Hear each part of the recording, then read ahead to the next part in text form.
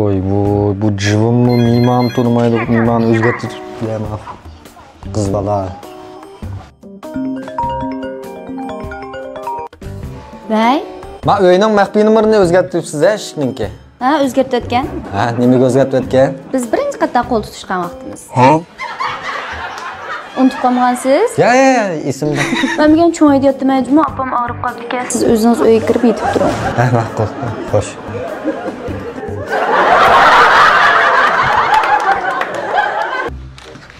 Majmu nima dedim yana? Yana o'zgartib tutdim, to'qning poqqa.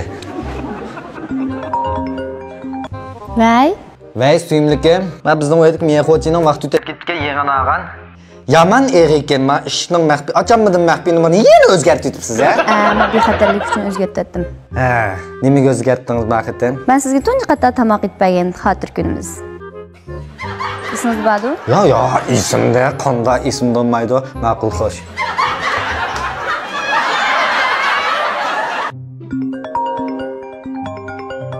Vay? Men mimoni o'zgartiryaptingizmi? O'zgartiryaptim. Nimaga o'zgartiryaptingiz? Burungi qiz do'stimning tug'ilgan kuniga o'zgartiryaptim. Qanday? Sizni topolmayapman. Ma'qul.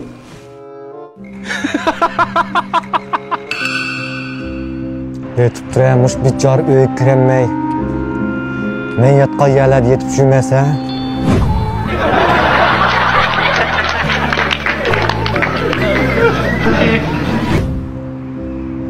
Kunjoq bekatlarda yetib yurmasa.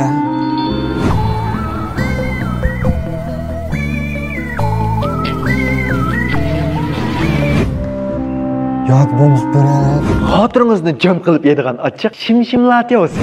Mana xiyolim o'yinlar qilib bermadi. Gap cho'qim og'aylarlar majon olmaydi.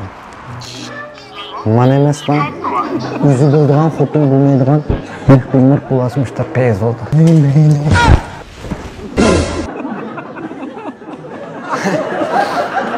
Ata-aytim kaysi vagonlar telefon qilib echib yuribsiz-da, pul buzib, miyman depasam bo'ldi asli.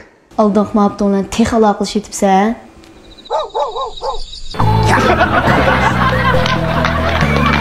Latyo yigit.